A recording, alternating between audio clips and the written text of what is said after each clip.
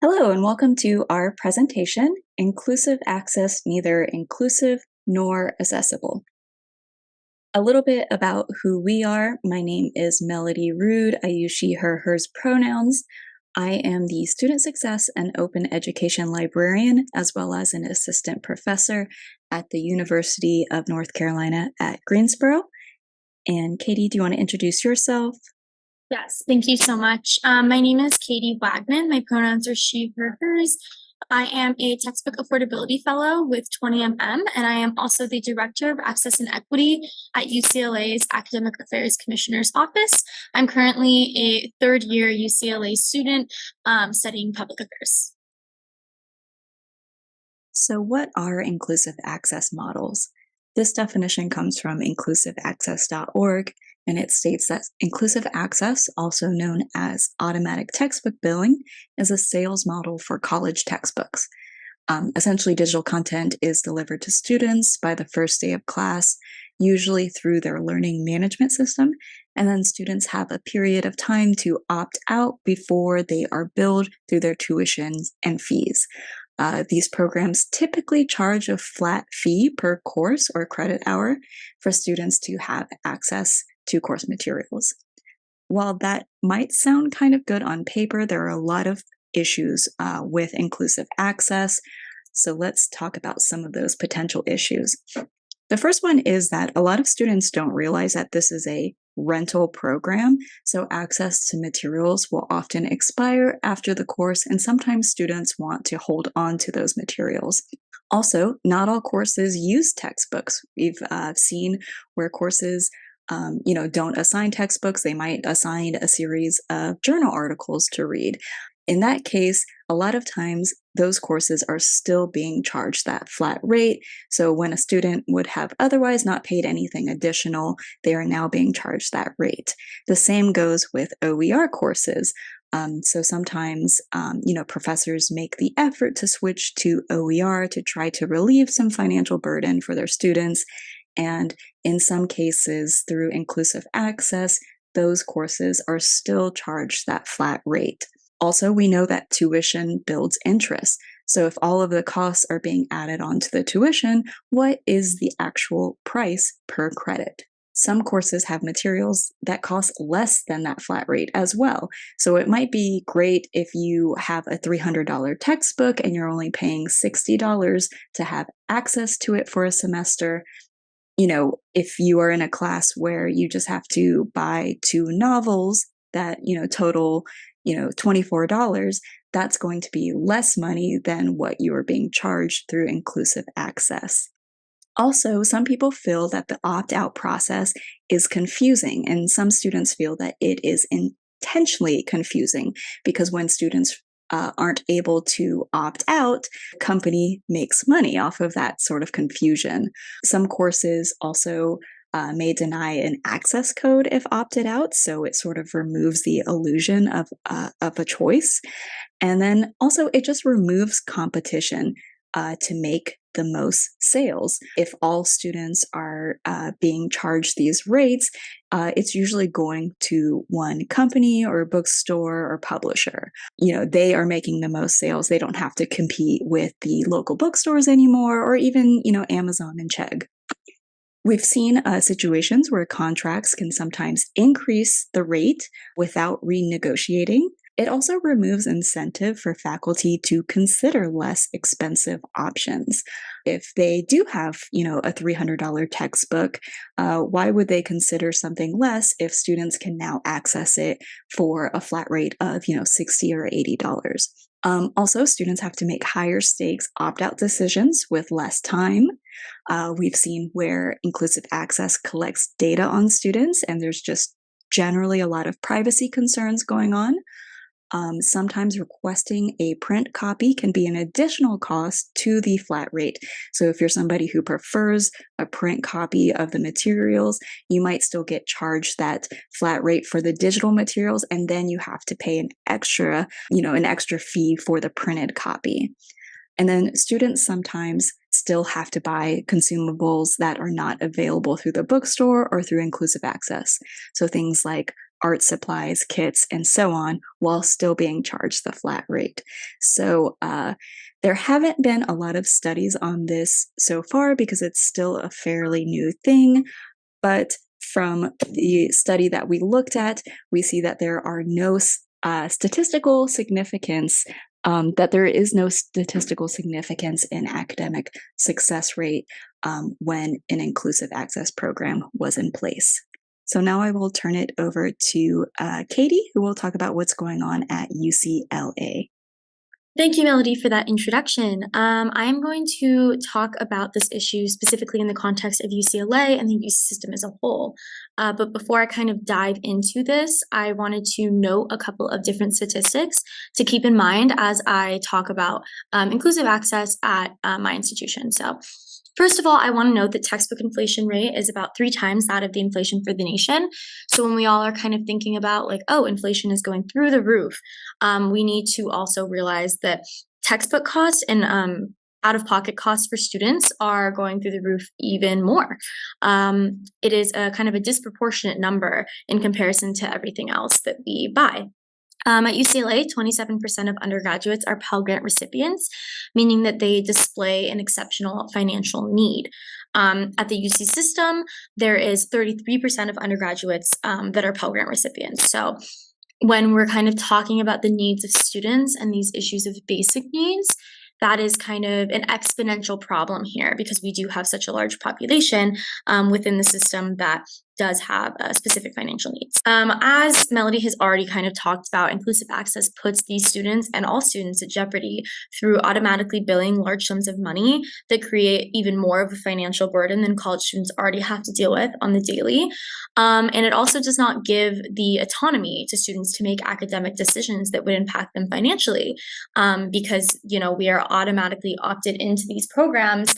It's very difficult for us to decide what or where we want to get our resources from. So I kind of want to talk from a student perspective on student impact. Most of these statistics are found in the US PIRG report that was released in 2021. But the materials used in inclusive access, as Melody already mentioned, are often digital rentals, which means that students lose access at the end of the term. I know for myself and for many of my peers, if I'm taking a lower division class for my major, most of my upper division classes do build on that material. And so it is very difficult to kind of lose that material and lose access to those resources when I'm in my upper divisions because I can no longer go back and kind of look at what I've already learned. When we dive into specific contracts between the bookstores and the publishers, we found some concerning things. So first of all, there's often quotas of about 95% or more participation or the discounts disappear. So essentially this means that 95% or more students have to stay opted into these programs or the discount structures that we are supposedly getting will disappear entirely. And at UCLA, where we have a really high opt-out rate, this is pretty concerning because there are certain quotas, as I'll show you in a moment, with Pearson, which is who we contract with. But if too many students opt out, then the discounts for certain materials do go away. Additionally, there are uncapped annual price increases in many of these deals, which means that the publishers can kind of just increase all of their prices without having to explain why or without being stopped in any way. So yeah, and then the restrictions on the number of paper copies offered. This is pretty concerning when we think about all the studies that show that students often learn better with having a hard cover book in front of them. Additionally, a lot of students do have a certain accommodations and it's very difficult for them to get the materials that they need when there's a restriction on the number of paper copies that the bookstore is allowed to keep. There's also restrictions on how the institution can communicate with the public about the deal.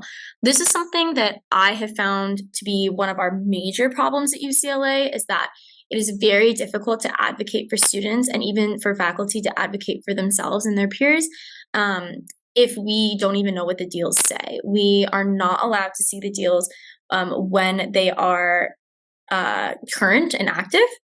So it is very difficult to kind of figure out what it is that students need when we don't even know what exactly the contract says. And then lastly, there's also typically undisclosed discount structures, which means that we don't know how the discounts are being made. We don't know if we really are getting a discount. We can't tell if it's a fair deal at all. So there's just a huge lack of transparency in total. Speaking of basic needs and impact, in the same report, the US PIRG found that 63 to 65% of students skipped buying a textbook due to cost. 25% reported needing to work extra hours to afford materials. 19% decided that which classes to take based on the cost of materials. And 17% decided to skip buying an access code due to cost. And then 11% reported skipping meals to afford materials. I can say myself and many of my peers have done at least one of these things, if not multiple, if not all of them. Okay, so I want to dive a little bit deeper into some of these contracts. So this is a Pearson contract that was active with UCLA from 2017 to 2018. So it shows in this contract that Pearson is allowed to terminate the contract if the agreed number of sales is not reached. So this is kind of what I was speaking of before when it comes to the idea of a quota. So like I had said, if enough people opt out of this program, it means that Pearson technically has the right to terminate the contract, which leaves students without any discount and maybe without any material at all. Next, you can see here that there is a limited number of paper copies allowed, which, as I've said, is very harmful to students that might have accommodations and need hard copies. I know our bookstore has been turned into basically like a commercial bookstore. If you go into our bookstore now, it no longer is textbooks. It's basically just different novels that you would find in any Barnes and Noble. There's a very, very limited number of paper copies for each title that is offered. This is the confidentiality issue right here. It says that basically the bookstore can't share these contracts with anyone not within their own staff. This means that there's a huge lack of transparency with both students and professors. I have spoken to lots of professors from my school, and most professors didn't even know that any of this was happening because the contracts are not being shared with anyone. Additionally, there is the customer information clause, which means that there is a lack of protection of student data. Essentially, what this says is that when students agree to the terms and conditions, they are giving away all of their data to these publishing companies, which are then allowed to use their data for internal research purposes with no further questions asked. This is extremely harmful because students have to accept the terms and conditions in order to see their course materials. And in terms of things like access codes, where my homework or students' homework is tied into these programs, there is no way in which we can say no or cannot accept these terms and conditions if we want to get a good grade or pass the class. Another thing to add on to this kind of data issue is the 2021 Pearson data breach. So in 2021, Pearson was fined $1 million for hiding the breach of student data. 13,000 schools were impacted, which I would like to note that is schools and not students, 13,000 different schools. So hundreds of thousands of students were basically their names, email addresses, and birthdays were all exposed. The breach was only disclosed after there were media inquiries about it, and Pearson failed to patch the vulnerability until 6 months after the breach. I just want to kind of sit with this for a second and realize how harmful this can be for students when we have to give up our data. If things like this breach happen again, it means that all of these students and more students will be vulnerable to scammers, and they will be even a step closer to having their identity stolen, to being robbed, to any of those sorts of things. So this is something that we absolutely should be taking very, very seriously. And then kind of to think about what students have been doing on my campus to advocate for themselves, we have current initiatives going. So the first one is getting course marking implemented at UCLA and hopefully at all of the UCs. Earlier, I mentioned that 19% of students will skip buying, 19% of students will choose which classes to take based off of the course affordability. The thing is that at the UC system, we don't know what our affordability is before we enroll in a course. So we are trying to make it so that students can kind of see which courses are more affordable to them before they have to enroll. I think this gives kind of a greater amount of freedom with our own academic journeys, and also will kind of help us figure out our financial planning. Another initiative that we are working on is getting student representation and input on the UC Office of the President Textbook Affordability Working Group proposal. That is a mouthful, but essentially the governor told the UC Office of the President that they need to come up with a report and ideas and how we can make textbooks and course materials more affordable. And the thing is that students were not at all included in the original meetings of that task force. So we are trying now to ensure that student input is added into all these proposals, and that we get a say in kind of how this policy will be made going forward. Some future initiatives are increasing the use of OERs on campus. A lot of this looks like education and outreach to professors and ensuring that everyone kind of knows what their options are. We are also trying to expand the Affordable Course Materials Initiative at UCLA, which is essentially a grant program that the library runs, which gives grants to professors and faculty who want to switch over to OERs or any other affordable material. We want to ensure that that keeps going throughout the years. Currently, it is run from discretionary funding from our head librarian, and we want this to kind of be a set in the budget for our administration. We are also trying to expand the funding for Books for Bruins, which is something that is run through our Academic Affairs Commissioner's office. It essentially gives scholarships to students who were not able to afford their books.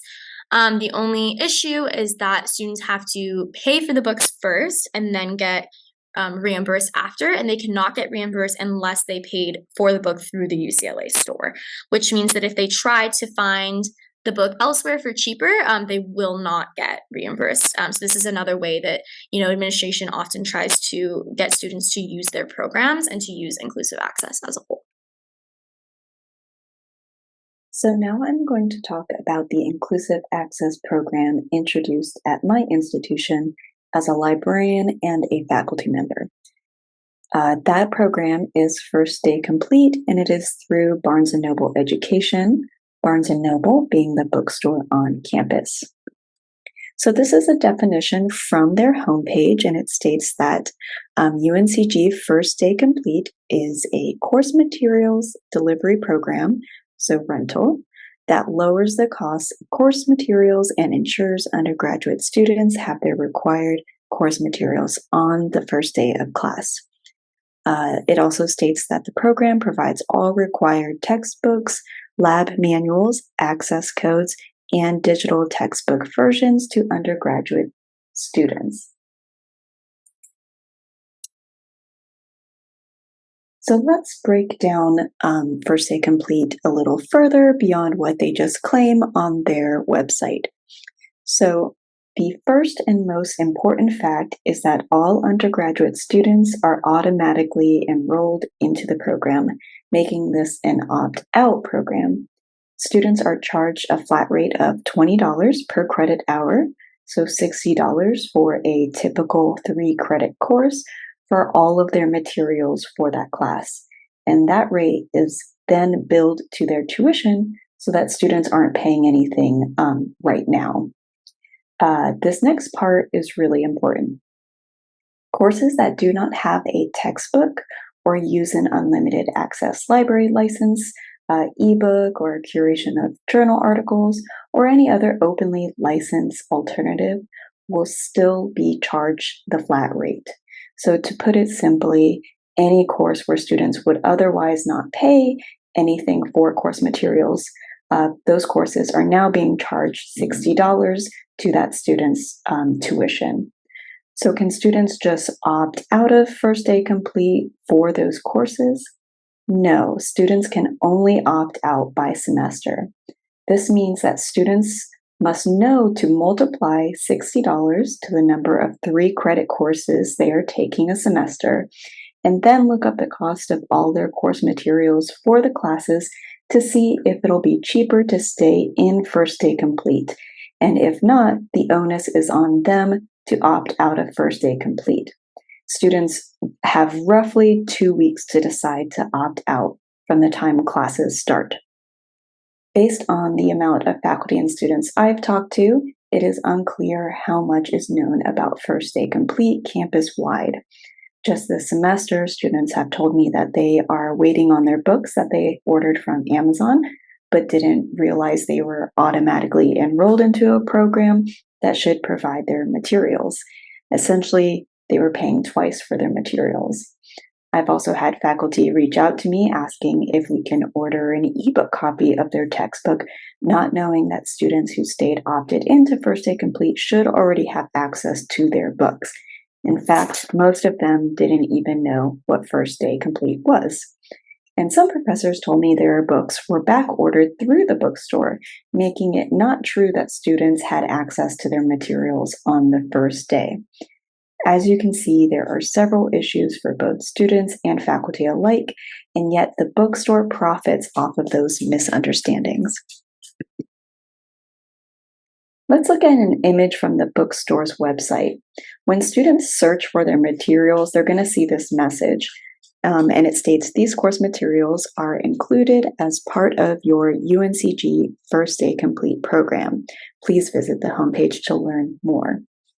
So how would a student know if it's worth it to stay opted into the program if they are not even listing the price of the materials?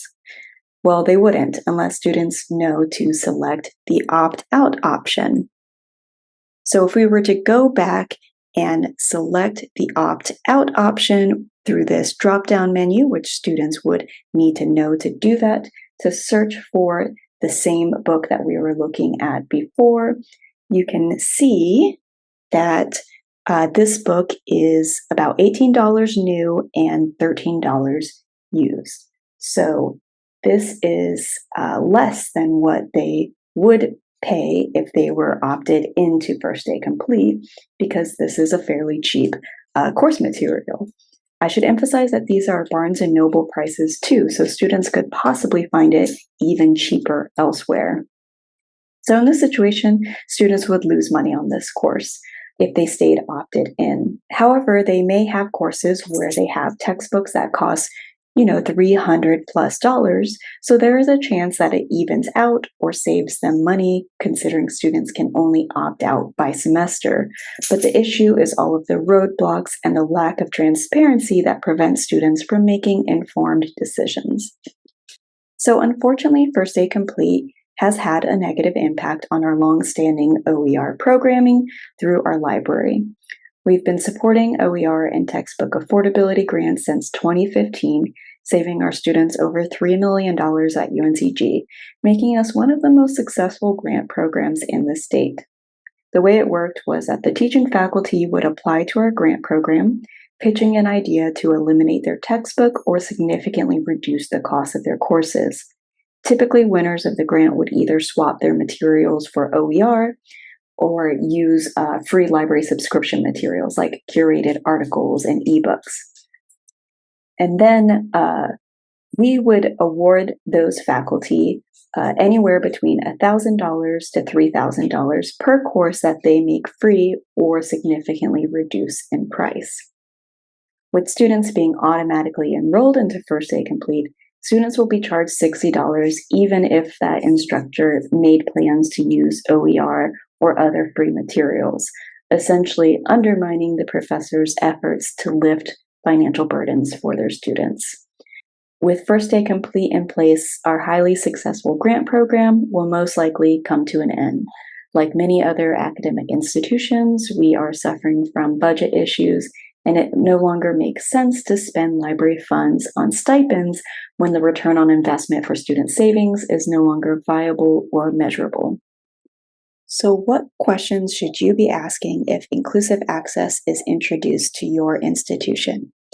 Most of these questions that we presented here come from inclusiveaccess.org, which is a resource that we highly recommend, but these are just a few that stood out to us. The first one being, is your campus bookstore a for-profit entity? What efforts has the campus made to verify that inclusive access saves students money? How are the advertised student savings calculated? Does the calculation reflect that students often buy used books? Is this an opt in or opt out program? And will students be asked to consent before being automatically billed? Will students be informed about the terms of services, the digital textbooks when they register for courses? What efforts will be made to make sure the process is simple and transparent? Will students be able to complete all required assignments if they opt out? And finally, has the campus agreed to any quotas for the number of students who need to be opted in? You can find those questions and other information from inclusiveaccess.org, but these are some other resources that we highly recommend you checking out. And that is it for our presentation. We look forward to reading your questions and comments.